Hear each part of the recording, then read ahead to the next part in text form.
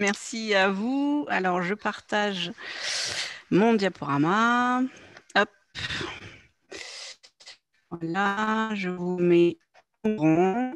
Donc, effectivement, alors, il y a un groupe de réflexion sur Rennes qui travaille sur les patients enseignants et effectivement, il y a un sous-groupe qui s'est mis en place. Alors, ça fait un petit peu plus d'1 an, mais c'est vrai que le temps passe vite. En plus, avec la crise sanitaire qu'on a eue, on n'a pas vu défiler les mois. Donc, ça fait 2 ans maintenant que la communauté de patients enseignants est en place. Elle est coordonnée par la Maison associative de la santé, donc représentée par Cathy Simonet, et puis France Asso Santé Bretagne, qui est représentée par moi-même, donc Maud Le Ridan, et on est accompagné donc de Marie Gardin et Gilles Lucas, comme l'a précisé Pascal. Du coup, hop, j'essaye de... Voilà, la communauté de patients enseignants a identifié 3 missions principales. Donc, d'abord, un premier axe sur la mutualisation des expériences, donc partager, s'informer, échanger des expériences, des outils, des ressources, et puis des échanges de pratiques usagées professionnelles. Aude, Une deuxième mission. je me Oui, permets juste de te couper. Est-ce que tu peux couper ta caméra parce que l'image et c'est le pas ton bon. son Ouais, n'est pas très bon. j'ai un message comme quoi, effectivement, j'ai un message comme quoi. Coupe ta C'est vidéo et ça alors sera bon, je pense. Couper ta arrêter vidéo, la vidéo. effectivement. Hop, Et voilà, faire j'ai attention coupé parce ma qu'il vidéo. y a un petit décalage entre ton affichage mode Ce que j'affiche, ok, et d'accord, quand tu parles. parfait. Je vais parler plus lentement par rapport et puis afficher plus Voilà. vite. Merci beaucoup. Donc au niveau de la deuxième mission, donc on est sur la recherche orientation patient, donc connaître les demandes bien évidemment, les demandes des besoins des enseignants, les demandes des besoins des patients en termes de mission, formation, etc. Rechercher des patients pour pouvoir répondre à ces demandes, identifier et puis orienter et mettre en lien tout ce petit monde. Et puis la troisième mission qui est l'accompagnement des patients, notamment sur la formation, prévoir des échanges entre patients. On peut imaginer aussi des temps de débriefing, de groupes de parole, etc.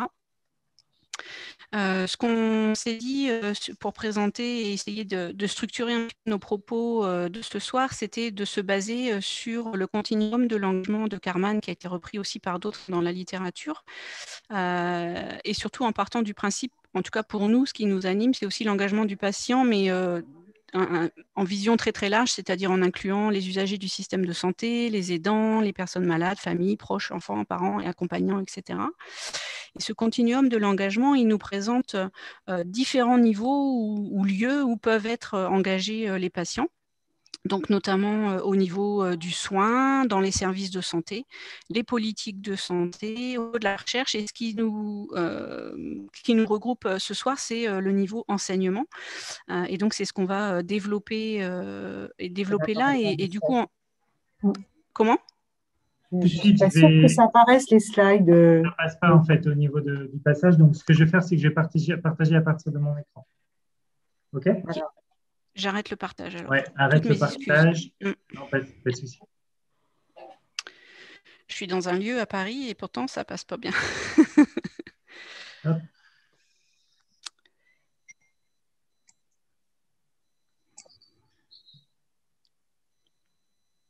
Maud, Oui, j'en profite, en fait, ça grésille, hein.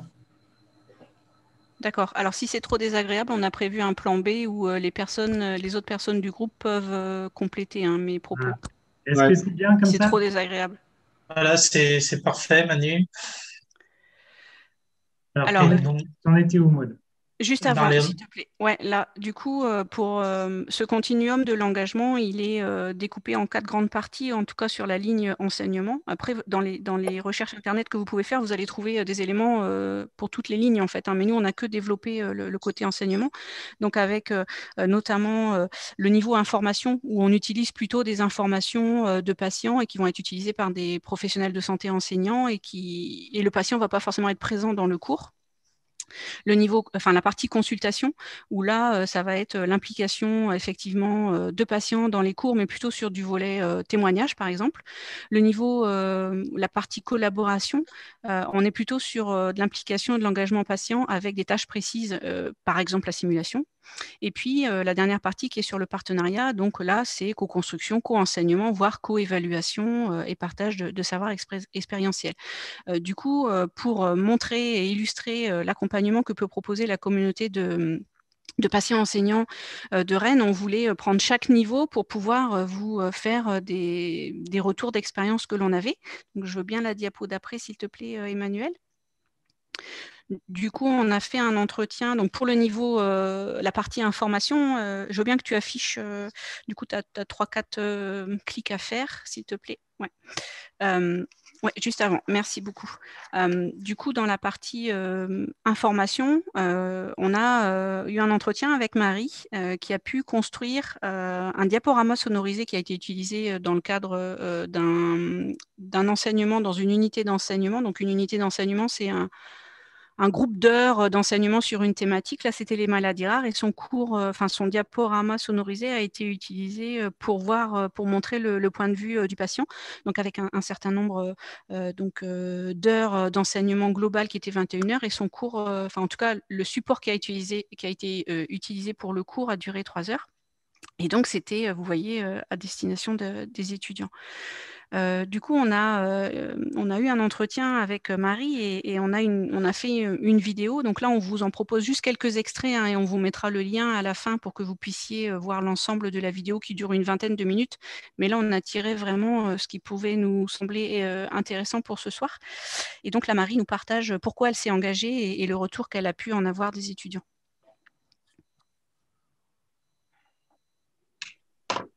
Alors, on n'a pas le son. Ouais, on n'a pas le son. Ouais. En fait, quand tu partages le diaporama, Emmanuel, il faut que tu cliques sur partager le son dans ton bloc partage avant de cliquer sur ton diaporama. En bas, à gauche, tu as utilisé le son de l'ordinateur, je crois, ou quelque chose comme ça. Oui, à côté de l'écran partagé, oui. Ouais. Alors, je fais partie des Merci. Parfait, Manu. Et je dirais qu'un peu comme Obélix, pour mettre un petit sourire, je suis un peu tombée dedans quand j'étais petite, parce qu'effectivement, au niveau familial, on a été assez gâtés, entre guillemets, par les maladies, les handicaps, etc.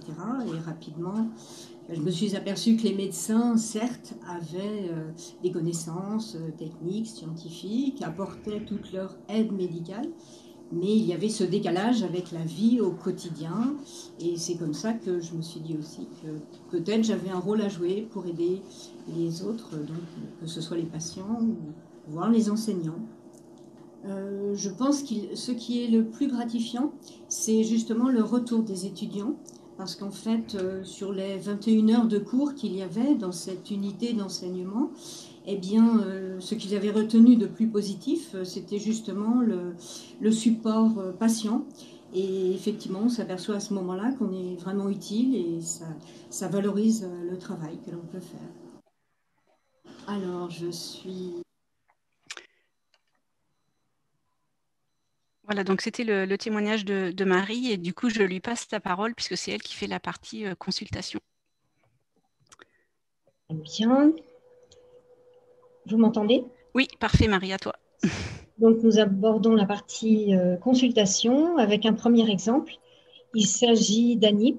Elle intervient en IFSI, donc c'est l'Institut de formation en soins infirmiers. Elle apporte son témoignage de la vie avec une stomie auprès d'étudiants infirmiers de 2e et 3e année et lors d'interventions de 2 heures dans le cadre de travaux dirigés. Donc, nous vous proposons maintenant de voir un extrait de l'entretien avec Annie qui nous explique pourquoi elle s'est engagée auprès des étudiants. Pourquoi avoir accepté de le faire?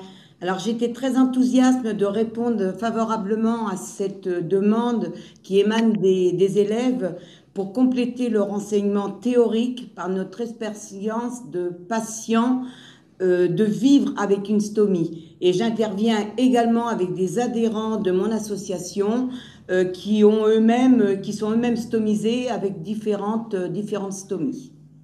Alors nous, notre but justement, c'est de transmettre ce que nous vivons au quotidien, parce que ça, on ne l'apprend pas dans les livres. C'est le vécu au jour le jour. Et pour nous, c'est primordial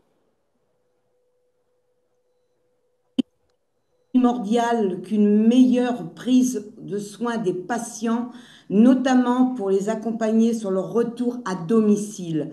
Mieux ce sera préparé en amont par les professionnels, mieux la prise en charge sera efficiente. Et il est important qu'une équipe se constitue, c'est-à-dire qu'il faut le patient, le chirurgien, la stomathérapeute et surtout le médecin traitant. C'est le triangle qu'il faut absolument, c'est adéquat. Pourquoi avoir accepté de le faire? Alors, sur cette partie consultation, nous avons un autre exemple pour lequel la COP a aussi participé. Dans ce deuxième exemple, eh bien, il y a 10 patients qui vont témoigner lors d'une unité d'enseignement sur la place du médecin généraliste dans le parcours patient auprès d'étudiants en 5e année de médecine. Et cette intervention consiste à accompagner le patient, les patients qui sont venus témoigner, avec des échanges préalables et un suivi, évidemment, est assuré. Et pour finir, un bilan. Donc, je ne vous en dis pas plus parce que le sujet va être traité tout à l'heure et il n'y a pas de vidéo. Et je passe la parole à Cathy. Merci Marie. Sur la partie, donc on a fait la partie information, la partie consultation, nous intéressons maintenant à la partie implication. Et pour cela, nous avons rencontré Sylvain, qui est patient expert. Donc patient expert, voilà, redire que c'est un patient qui est formé aux 40 heures d'éducation, les 40 heures ETP, l'éducation thérapeutique du patient, qu'on appelle aussi le patient partenaire, le patient ressource, comme Gilles a pu aussi en début de cette soirée se présenter. Donc, l'éducation thérapeutique du patient, le bilan éducatif partagé, c'est des éléments que Sylvain participait dans des séances de simulation auprès d'étudiants de 2e année et participer notamment et bien sûr à la préparation et apporter le regard du patient, du briefing au débriefing. Et dans la vidéo que nous allons pouvoir, l'extrait de vidéo que nous allons voir tout de suite, nous montre l'intérêt d'avoir des patients dans le cadre de la simulation. Concrètement, c'est la relation avec les étudiants le plus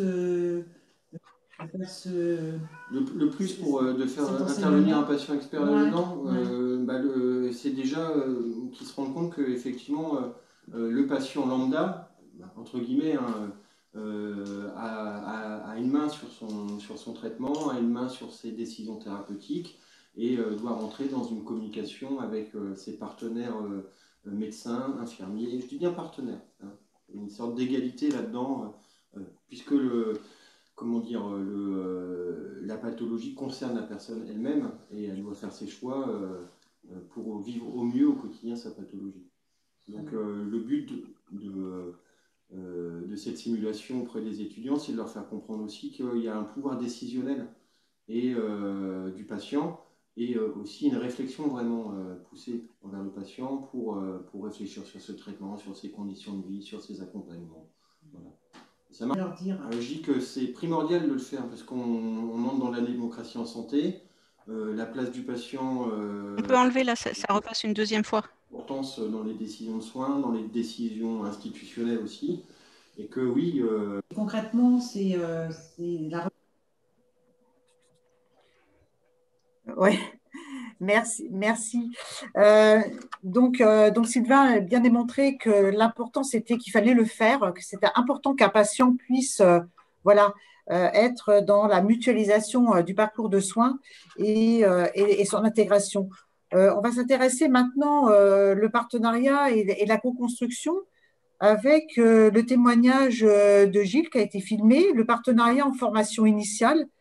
Et si tu peux aussi, voilà, merci. Et le partenariat en formation continue. Il est important de montrer que les 3 étapes essentielles dans n'importe quel projet où on implique des patients, c'est la co-construction. Là, dans ce qui nous concerne, c'est la co-construction, la co-enseignement et l'évaluation. C'est les 13 étapes indispensables et essentielles pour qu'un projet fonctionne bien.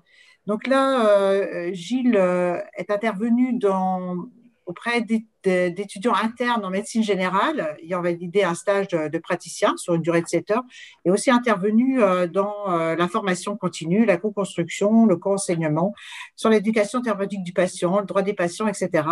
Et je propose de nous permettre de visualiser l'extrait de vidéo. Les patients malades chroniques depuis 30 ans, j'ai rien à cacher, je suis diabétique. Étant donné de la maladie, forcément, j'ai acquis une expérience de vie avec cette maladie dans plusieurs domaines, dans le domaine de la vie avec la maladie, certes, mais aussi dans le domaine de la vie sociale, dans la relation de soins, dans le parcours de soins. J'ai aussi été président d'une association de patients, et à un moment donné, j'ai vraiment eu envie j'ai pris conscience et j'ai eu envie de transmettre tout ce que j'avais acquis et de rendre tout ce savoir acquis et permettre aux professionnels de grandir avec. Quand j'ai commencé, j'avais aucune formation dans le domaine de la santé. J'étais juste animé par cette envie de transmettre aux patients, de transmettre aux professionnels, pour améliorer aussi cette relation de soins, humaniser le soin et le mettre plus en phase en fait entre ce qui est proposé aux patients et ce qu'attendent les patients. Aujourd'hui, je pense qu'au-delà des décisions médicales, quand on est patient, malade chronique, on attend qu'on ait des professionnels qui nous accompagnent à vivre ce que nous on souhaite vivre et ce que nous on a à vivre. Pour moi, c'est donc un véritable changement de paradigme entre la posture où on était probablement aujourd'hui sur une époque révolue d'entre-soi, une posture paternaliste. Là, désormais, on va pousser des choses bien en place, des totems. Il faut les acculturer dès le début de la formation, dès l'entrée en formation des futurs professionnels de santé, mais aussi tout au long de leur formation. Les patients... Merci. Et pour poursuivre sur un deuxième exemple, je laisse la parole à Maud. Il vous reste 3 minutes. Large. Ok, donc je reprends la main juste pour la fin. Donc, au niveau partenariat, on avait aussi un exemple où la communauté de patients enseignants a pu aider un trinôme, on va dire, avec un pharmacien et 2 patients qui se sont proposés dans le cadre du diplôme interuniversitaire sur la qualité et sécurité des soins, plutôt sur le cours conciliation médicamenteuse, où là, effectivement, on a eu un temps de travail d'interconnaissance et de début de co-construction du diaporama où on a pu les accompagner tous les 3. Et puis, un second temps où, voilà, juste avant l'intervention, ils avaient besoin de se recaler sur qui faisait quoi, qui était plus à l'aise avec quoi, etc., etc. Donc ça, c'est aussi ce que peut faire la communauté de patients enseignants. Et sur la dernière diapo, s'il te plaît, Emmanuel, on a donc... on vous a montré des extraits de la vidéo. Et la vidéo complète, vous pouvez la... Voilà. Tu peux tout afficher, du coup, je crois que faut que tu cliques 3 fois de mémoire. Hop, ça a sauté le diaporama.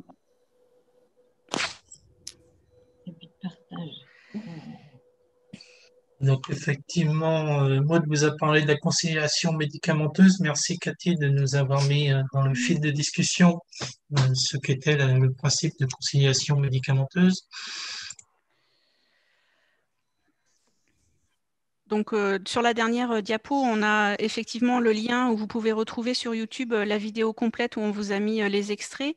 On a également créé une adresse mail où vous pouvez nous contacter si vous avez besoin. Alors, juste pour ajouter, la vidéo, c'est une vidéo amateur, hein, mais en tout cas, on voulait surtout partager la dynamique que l'on a commencé, qui commence à se mettre en place, et puis surtout cette dynamique de partenariat entre usagers et professionnels de santé. Donc voilà, si vous avez besoin de nous joindre, voilà l'adresse que l'on va remettre également dans le chat, dans la conversation. Et du coup, on est disponible pour vos questions s'il y en a. Donc tu peux départager, Emmanuel. Merci beaucoup. Merci beaucoup. Merci beaucoup à tous les 3. Il y a Gilles, je peux commencer. Il y a une première question. Ça te va? Tout à fait. Ouais. Tout à fait, vas-y. Donc une première question qui est sur la pertinence d'une collaboration avec effectivement des patients partenaires concernant une étude souhaitant évaluer l'impact d'une formation par la simulation auprès d'élèves infirmiers et infirmières. Donc, voilà, est-ce que, à votre avis, en fait, c'est pertinent d'associer des patients partenaires, des usagers partenaires, en fait, à la construction d'une étude sur l'impact d'une formation? Donc, on va jusqu'à l'évaluation de la formation, là. Voilà. Oui. Alors, je ne sais pas si les autres veulent partager. Moi, je trouve toujours intéressant d'avoir le regard patient. Après, ça dépend effectivement de l'objectif qui est recherché. Pourquoi vous voulez ce regard patient? Parce que des fois, il y a des personnes qui veulent des patients ou des aidants, hein, ça peut être aussi plus large.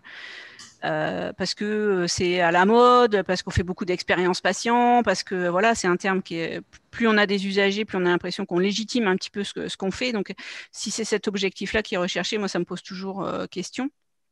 Et puis, mais de mon point de vue, c'est toujours pertinent de chercher l'avis des usagers, des citoyens, des patients, des aidants. Je pense qu'il faut vraiment chercher l'objectif que vous avez derrière.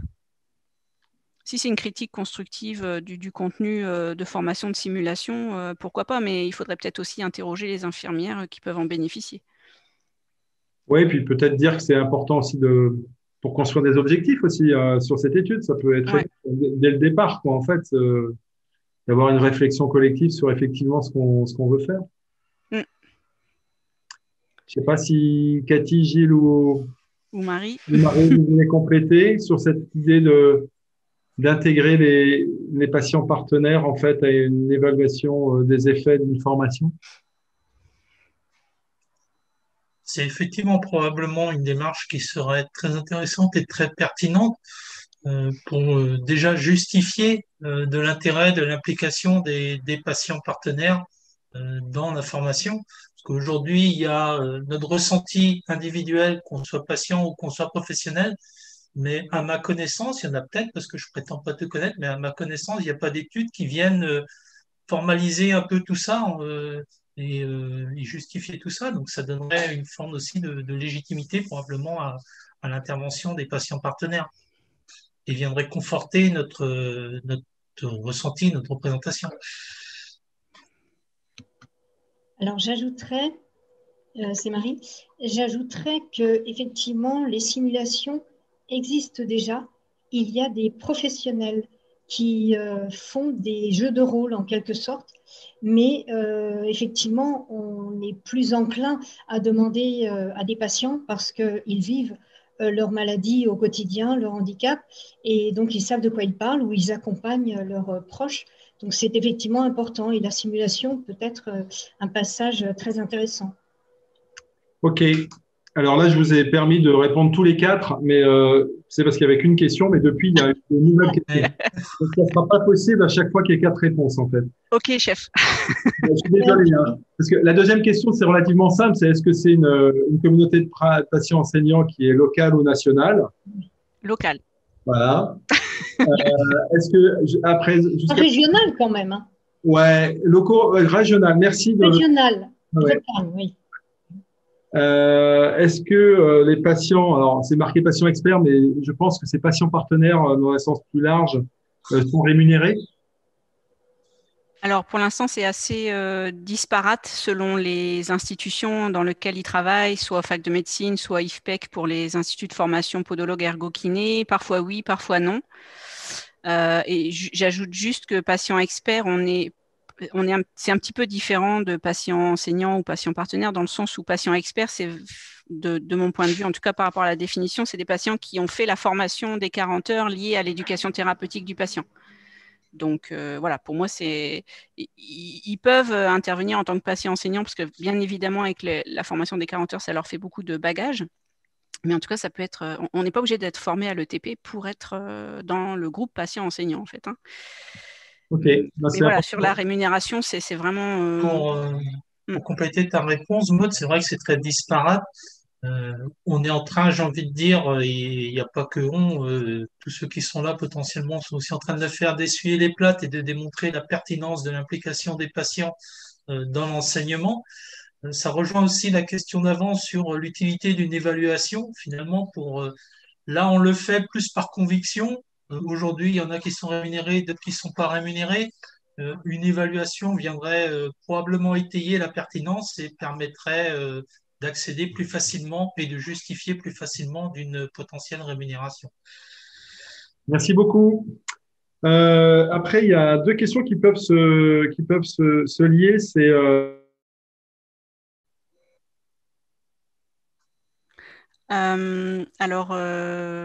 donc formation et supervision. Ouais. Vous pouvez faire supervision dans l'accompagnement en fait des patients enseignants, le fait qu'il puisse y avoir un débriefing, etc.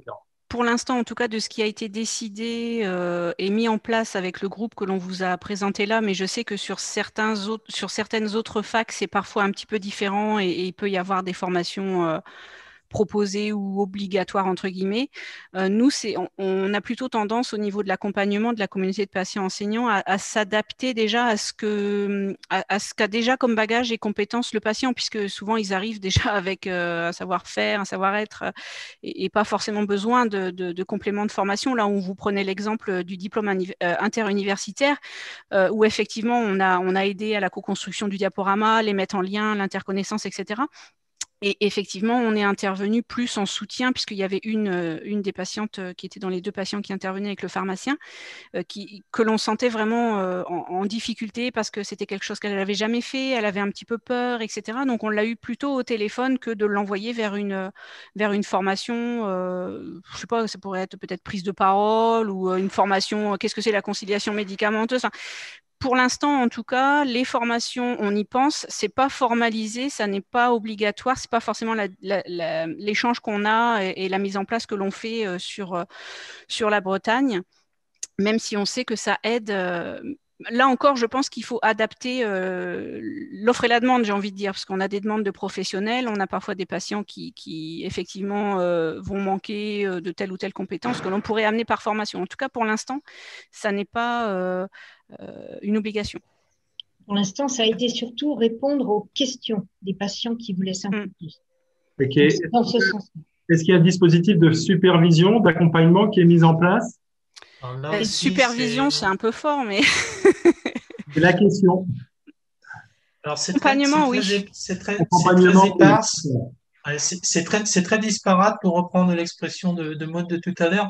Vous verrez dans le troisième exemple, je ne vais pas en dire plus, mais il y a un travail de fait justement pour cette supervision. Je vais m'arrêter là dans ce que je vais dire. Donc, il y a des établissements qui le proposent. L'ACOP peut aussi accompagner. Voilà, aujourd'hui, c'est ce qu'on peut dire. OK. Deux questions qui sont également en lien, c'est comment s'est constituée la commission de pratique, la communauté de pratique, et puis ce qui va un peu avec, c'est qui contacter pour intégrer un patient partenaire dans un enseignement. Si on a envie de faire un partenariat usager professionnel dans l'enseignement, on fait comment? On vous contacte avec les adresses que vous nous avez données. Et donc avant, comment s'est constituée la COP? Alors oui. Vas-y. Merci. La communauté de patients enseignants, elle émane du groupe de réflexion qui a démarré sur Rennes avec des personnes un peu motrices, on va dire, avec Emmanuel Alloury, que vous voyez là, Pascal Jarnot, voilà, qui sont un peu les personnes qui sont à l'origine de la mise en place du groupe de réflexion. Et puis dans ce groupe de réflexion, on s'est vite aperçu qu'effectivement, il y avait peut-être quelque chose à faire spécifiquement sur l'accompagnement patient pour permettre un partenariat usager professionnel optimum. Et du coup, ça a démarré de là, en fait. Et puis, donc, on a fait appel à tous les membres du groupe qui étaient intéressés, professionnels ou usagers, qui étaient intéressés pour rejoindre cette communauté de patients enseignants. Et donc, à l'heure actuelle, on est 4. On aimerait bien renforcer un petit peu les effectifs. Et on est plutôt sur un volet coordination de l'accompagnement, en fait. Et donc, pour élargir la COP, en fait, on vous contacte? C'est ça, on a créé une adresse mail aussi pour la journée, la visio de ce soir, pour essayer d'avoir un petit peu plus de contacts. Alors, soit on peut recevoir les demandes et puis les dispatcher si nous, on ne pourra pas répondre parce qu'il y a peut-être des interlocuteurs que l'on connaît qui ne sont pas forcément identifiés par les demandeurs.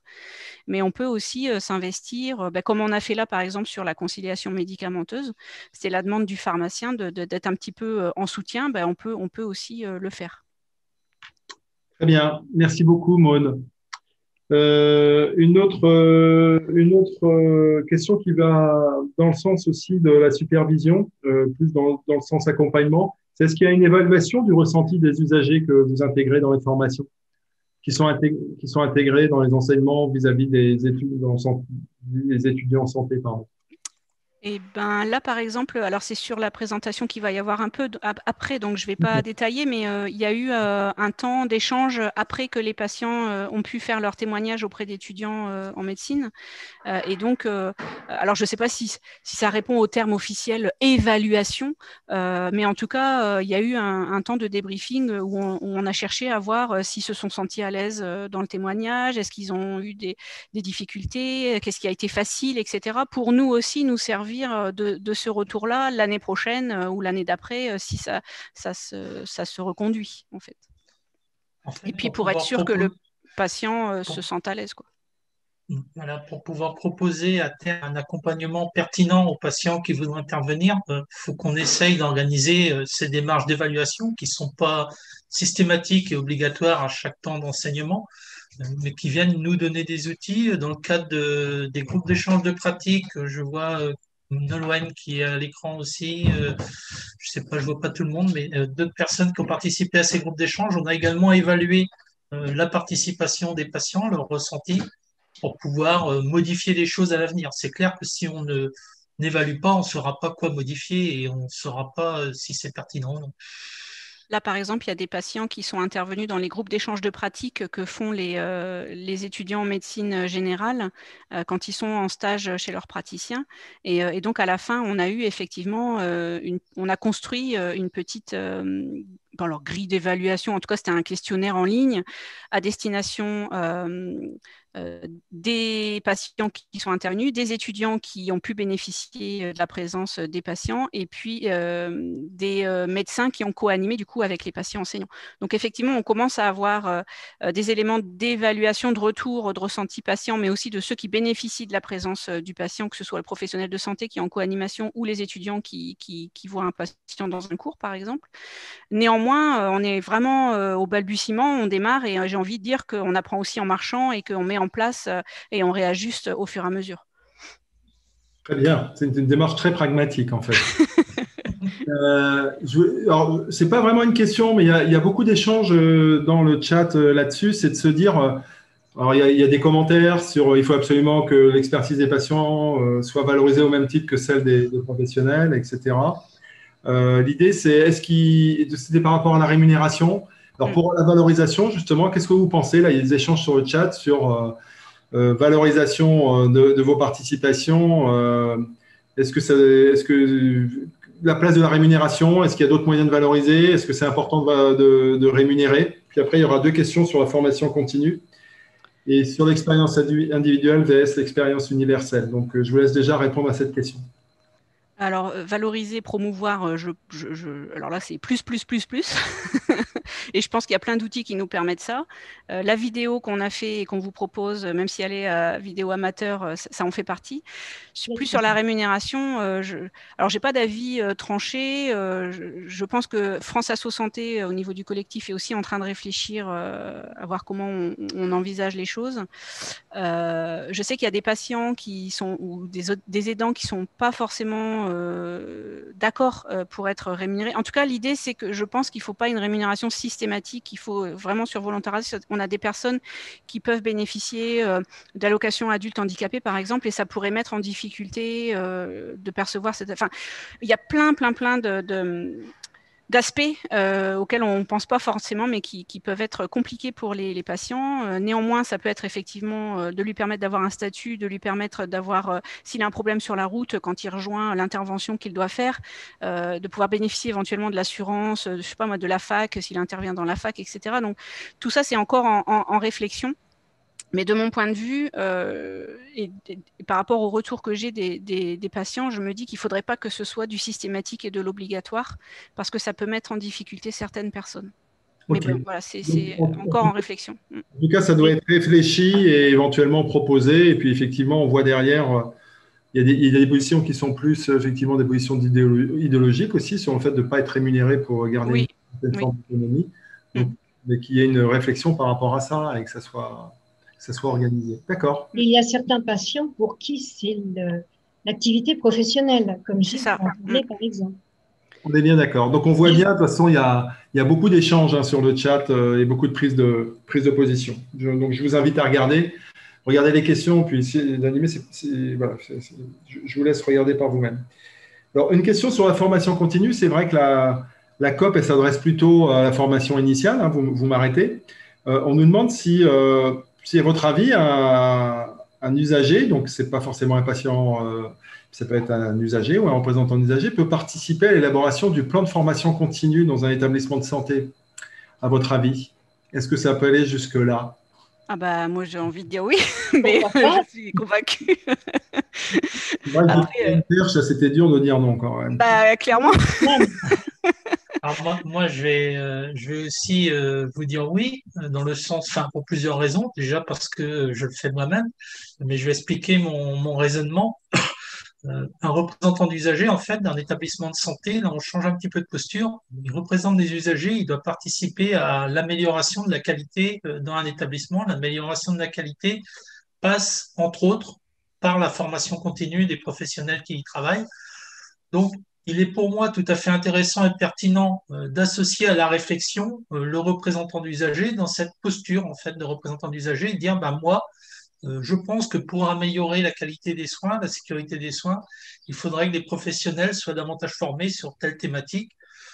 Et je pense aussi qu'il faut aller jusqu'à, alors bon, je suis un peu mal placé pour le dire puisque je le fais, donc je suis jugé parti, mais jusqu'à l'associer à certaines formations continues. Okay. Donc, si j'entends bien, le modèle breton s'aligne sur le modèle de Karman et donc le partenariat avec les usagers peut se faire à tous les niveaux, en fait. Hein. C'est bien ça? Oui. À tous les niveaux et de toutes les façons. Puisqu'on peut aussi bien témoigner, on peut aussi bien être sur la co-construction de cours, voir l'évaluation, être jury. D'accord. Il faut absolument qu'on écrive quelque chose sur le modèle breton à ce moment-là. Donc, pour terminer, en fait, parce qu'il nous reste 3 minutes, et je suis désolé parce que la question n'est pas facile, c'est une question qui plus de se dire le témoignage quand les patients partenaires vont intervenir dans des cours, en fait, quelle va être la part de leur expérience individuelle et qu'est-ce que ça va représenter par rapport à quelque chose de plus universel. Donc, voilà, peut-être c'est la question entre l'expérience et le savoir expérientiel. Peut-être vous avez quelques mots à dire dessus. Le savoir situé. Je ne sais pas si vous voulez commenter en fait cet aspect de passage de retour d'une expérience personnelle et comment on en fait quelque chose de plus collectif. Alors je dirais au départ, ça dépend peut-être de la demande. On peut nous demander effectivement de relater notre parcours, notre vécu. Et puis après, effectivement, on peut tout à fait relater autre chose et généraliser. Il ne faut pas en faire une affaire personnelle. On est là pour aider les professionnels. Et effectivement, ça dépend de la demande. Mais je pense qu'il faut savoir s'adapter et ne pas rester sur l'embryon de soi-même. C'est pour ça que souvent, on demande aux professionnels qui nous disent bah, « Tiens, j'aimerais bien faire participer un patient ou un aidant ». On lui demande de préciser son objectif puisque de ce qu'il recherche va découler ce qui pourrait être plus pertinent. Est-ce que ça va plutôt être du témoignage? Est-ce que ça va plutôt être de la co-construction de cours ou de la co-intervention, co-animation en fait? Donc, il faut vraiment préciser la demande. L'enjeu de tout ça, c'est quoi? C'est d'être capable, quand on est patient, de faire preuve de résilience, de ne pas être. Donc, faut que ce soit le bon moment. C'est pas toujours le bon moment. Faut que ça ait du sens de faire intervenir un patient. Sinon, faut pas le faire. Faut être capable de se dire aussi, bah là, c'est pas pertinent. Là, je le fais pas parce que je vais discréditer la démarche que je fais, la démarche de partenariat, voire même discréditer mon cours aux yeux des étudiants. Il faut être capable d'inscrire cette expérience patient, donc ça se prépare, inscrire cette expérience patient dans le volume et dans le corpus du référentiel de l'enseignement en question, pour que tout ça fasse un tout en quelque sorte. Qu'il n'y ait pas d'un côté le témoignage du patient et d'un autre côté l'enseignement académique. Très bien. Après, juste une précision, parce que ça demande aussi aux professionnels de santé qui seraient amenés à vouloir co-animer ou co-construire un cours avec un patient ou un aidant. Ça lui demande aussi de travailler sur comment j'accepte la parole du patient, comment parfois je refonde tout mon cours avec ce qu'il peut me dire. Enfin, il faut aussi que les professionnels de santé soient prêts à ça. Donc, peut-être qu'on a un travail aussi à faire là-dessus à la communauté de pratique usagers professionnels patients enseignants de la région.